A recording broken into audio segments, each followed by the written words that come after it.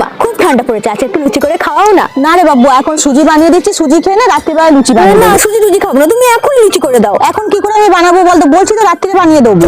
আমি লুচি খাবো বলছো? না, সুজি হবে। না লুচি। এই দেখ, তুই যা পাইস নিজে কত আমি জানি না। যা চলে গেল।